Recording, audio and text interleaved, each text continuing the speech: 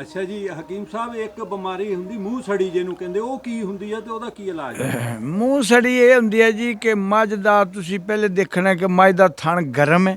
ਜੀ ਜਦੋਂ ਤੁਸੀਂ ਦੇਖ ਲਿਆ ਵੀ ਥਣ ਗਰਮ ਹੈ, ਜੀ ਉਹਦਾ ਪਹਿਲੇ ਤੁਸੀਂ ਆਪਣਾ ਕੋਈ ਇਲਾਜ ਕਰੋ, ਸੋਚੋ ਜੀ।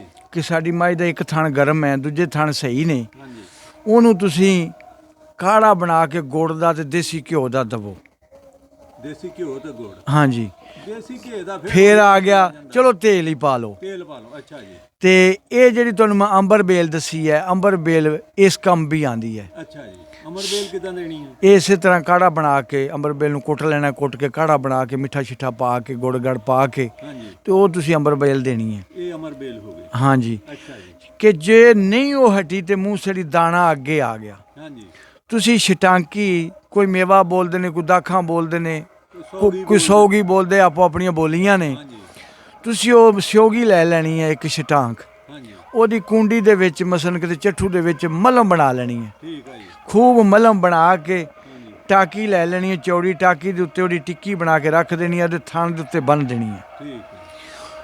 ਉਹਦਾ ਥਣ ਤੁਸੀਂ ਨੰਗਾ ਨਹੀਂ ਰਹਿਣ ਦੇਣਾ। ਠੀਕ ਹੈ। ਸ਼ਾਮ ਨੂੰ ਚੋਣੀ ਹੈ, ਉਹ ਲਾ ਲੈਣੀ ਹੈ, ਜੀ। ਚੋ ਕੇ ਤੇ ਫਿਰ ਬੰਨ੍ਹ ਦੇਣੀ ਹੈ। ਸਵੇਰ ਚੋਣੀ ਹੈ, ਲਾ ਲੈਣੀ ਹੈ, ਲਾ ਕੇ ਫਿਰ ਬੰਨ੍ਹ ਦੇਣੀ ਹੈ। ਗਰਮ ਪਾਣੀ ਨਾਲ ਧੋਣੀ ਹੈ। ਠੀਕ ਹੈ ਅੰਦਰ ਮਾਈ ਨੂੰ ਦੇਣਾ ਕਾਲੀ ਮਿਰਚ ਜੀ। ਤੇ ਤੇਲ। ਅੱਛਾ ਜੀ। ਇਸੇ ਤਰ੍ਹਾਂ ਜਿਵੇਂ ਤੁਹਾਨੂੰ ਦੱਸਿਆ ਹੈ ਕਿ ਪਾਈਆ ਤੇਲ ਹੋਵੇ, ਅੱਧੀ ਛਟਾਂਕ ਕਾਲੀ ਮਿਰਚ ਹੋਵੇ। ਅੱਛਾ ਜੀ। ਇਹ ਤੁਸੀਂ 5-7 ਦਿਨ ਦਿਓਗੇ, ਅੱਲਾ ਦੇ ਹੁਕਮ ਨਾਲ ਮੂੰਹ ਸੜੀ ਜਿਹੜੀ ਹੈ ਨਾ ਖਤਮ ਹੋ ਜਾਏਗੀ। ਠੀਕ ਹੈ ਜੀ। ਤੇ ਹੋਰ ਤੁਸੀਂ ਅੱਗੇ ਕੀ ਪੁੱਛਿਆ ਸੀ?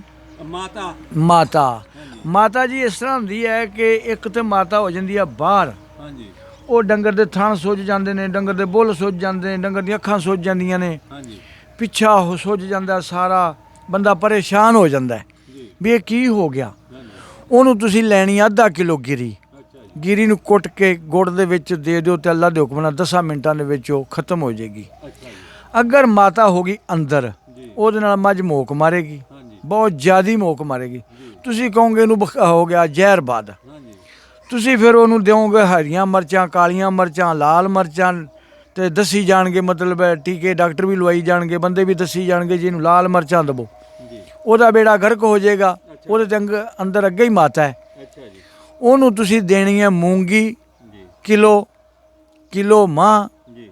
ਤੇ ਕਿਲੋ ਵੇਸਣ। ਅੱਛਾ ਜੀ। ਇਹ ਪਾਈਆ ਇਹ ਚੀਜ਼ਾਂ ਪਾ ਲੈਣੀਆਂ ਨੇ ਤਿੰਨੇ। ਅੱਛਾ। ਪਾਈਆ ਤੇਲ ਪਾ ਲੈਣਾ, ਪਾਈਆ ਪਾਣੀ ਪਾ ਲੈਣਾ, ਪਾਈਆ ਦੁੱਧ ਪਾ ਲੈਣਾ। ਅੱਛਾ ਜੀ। ਇਹ ਤਿੰਨੇ ਚੀਜ਼ਾਂ ਚਾਰਾਂ ਦਾ ਹਵਾਲਾ ਦੇ ਕੇ ਉਹ ਤੁਸੀਂ ਉਹਨੂੰ 5-7 ਦਿਨ ਦਿਓ। 3 ਕਿਲੋ ਵਜ਼ਨ ਉਹਨੂੰ ਖਿਲਾਓ ਜੀ। ਤੇ ਨਾਲ ਉਹਨੂੰ ਕਿਲੋ ਤੇਲ ਵੀ ਆ ਜਾਏਗਾ, 4 ਕਿਲੋ। ਠੀਕ ਹੈ ਜੀ। ਤੇ ਇਹ ਅੰਦਰ ਦੀ ਮਾਤਾ ਦਾ ਨੁਕਸ਼ ਹੈ। ਠੀਕ ਹੈ ਜੀ। ਤੇ ਹੋਰ ਪੁੱਛ ਲਓ ਕੋਈ।